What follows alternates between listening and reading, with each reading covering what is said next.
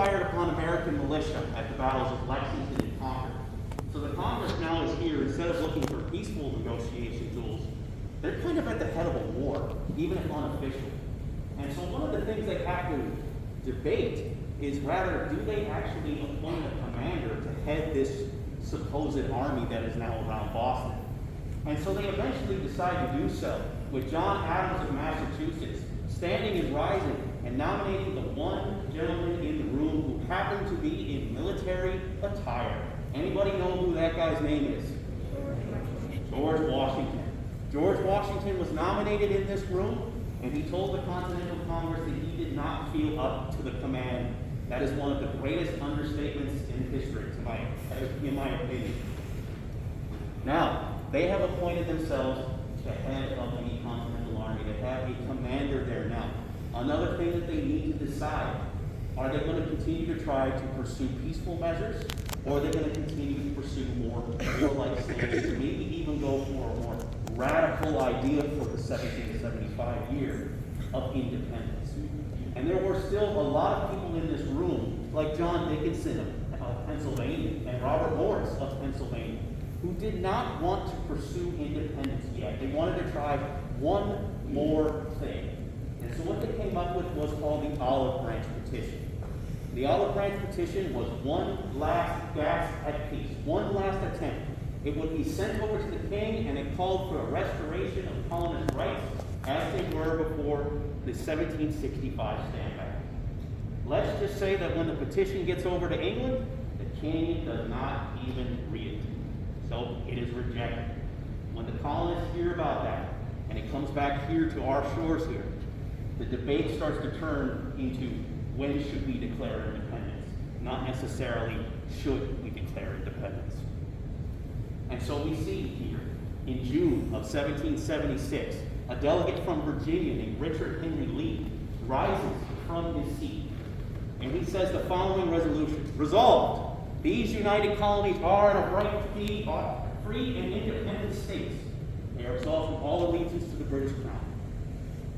Independence is brought to a motion. The game is on. Kind of. They agree that they're just a little busy at the moment, so they need to punt the vote down the line. And so they agree to bring up the measure in July. So they do so.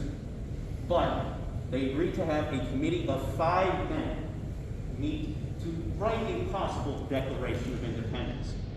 The 5 men includes Roger Sherman, Robert Livingston, Benjamin Franklin, John Adams, and anybody know the last one? Thomas Jefferson. They start to write the draft of the Declaration of Independence, with Jefferson being the primary author. It's one of the best instances of a group project kind of turning into one person doing all the work. So, it's now July of 1776. It is hot. They're in very thick clothing. They are about to have the debate of their lives. One of the men that still want to pursue that peaceful resolution as much as they can is John Dickinson, the same man that really pushed for the Olive Branch Petition. Dickinson rises and he says, while he's not necessarily against the idea of independence, if they were to do it now, it'd be like braving a skiff in a boat made of paper, right? So he essentially thinks it's going to drown. It'll just ruin the colonies. Ultimately, a gentleman from Massachusetts, who I've kind of highlighted here, John Adams, rises, and he gives one of the best defenses for independence. And we know this because of the notes from Thomas Jefferson later in his life. Jefferson calls John Adams our colossus on the floor.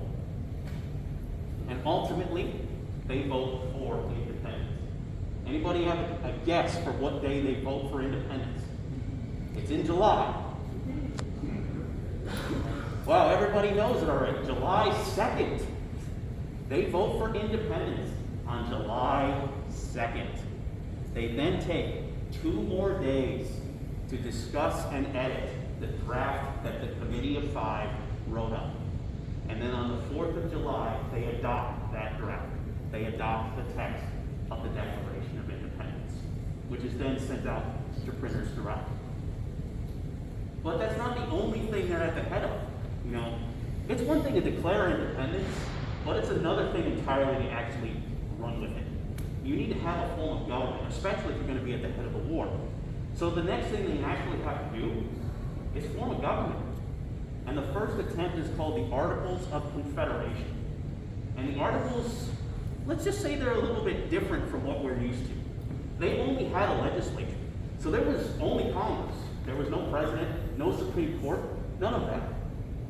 And they didn't have the power to levy taxes. They struggled throughout the 1780s to actually pay the army and the officers, to the point where there were officers in early 1780 and 81 who were threatening to come to Philadelphia and essentially put Washington in as a king. But what you see here with the Articles is that it's our first attempt. It's kind of a draft. They're working through everything. They're trying to see what works, what doesn't work. And ultimately they decide, after a couple of more years of just general strife, that they need to reconvene, rework the Articles, amend them, fix them, make them better. And so they meet again here in 1787.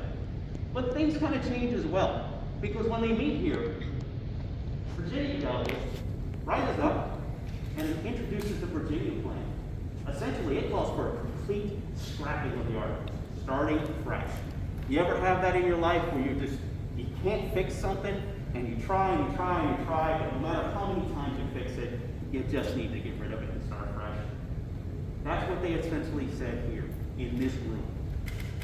And so they agreed that they're going to at least debate the idea of government. And ultimately, they create the foundation of government that we have, right?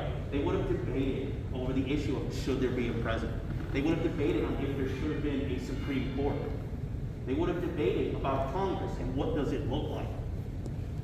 And that actual debate over Congress is one of the biggest debates of all. It is one of those things that really could split the whole Constitutional Convention. Eventually, the smaller states in this argument make the case of, well, we want our voices to be heard. And the larger states think, well, we want our voices to be heard. The larger states want more representation based off their population. The smaller states, recognizing that that would naturally go against their interests, do not want that at all. So what you see is that debate, that divide.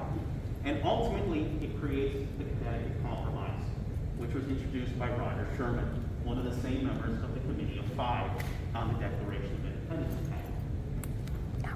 And this resolution calls for this. There will be two houses in Congress.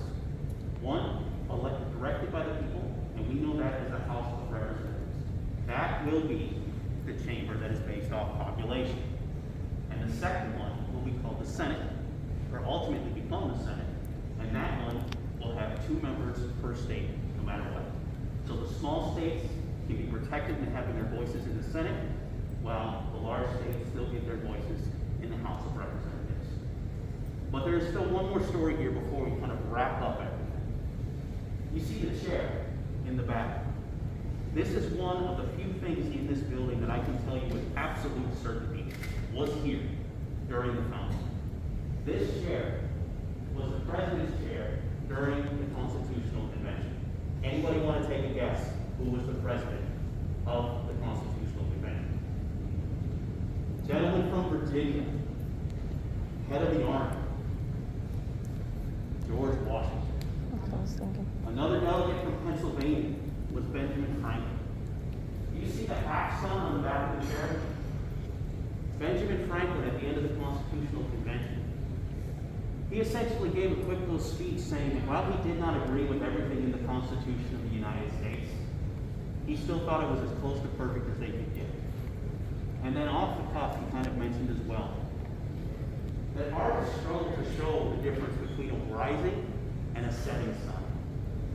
And after the convention was done, he looked at the sun on the back of George Washington's chair, and he had the pleasure to know it was a rising and not a setting sun. He also has one more famous quip. When the convention is over and the delegates are going home, he leaves the State House and a citizen comes up to him and says, "What type of government will we have?" Benjamin Franklin says, "A republic, if you can keep it." folks, I want you to go home today and leave this building and leave this room where everything went down, everything that I just described, and think about how you can help preserve the Republic and the ideals that started here. The entirety of American history can be based and founded upon the events and debates of this room. We still to this day debate the idea of the Declaration of Independence, that all men are created equal. What does that mean? We have, throughout our history, we have fought a civil war over that very issue. And we still operate under that framework of government called the Constitution that the men in this room signed in 1787. So folks, when you leave this room in your daily lives, think about this. What do I do to live up to the ideals of all men are created equal? And how can I better keep that republic and live up to those ideals still? With that, folks, that concludes the formal presentation of Independence Hall I have here for you. If you have any questions, I will take them at the back step of the building. I just ask that you exit the doorway here,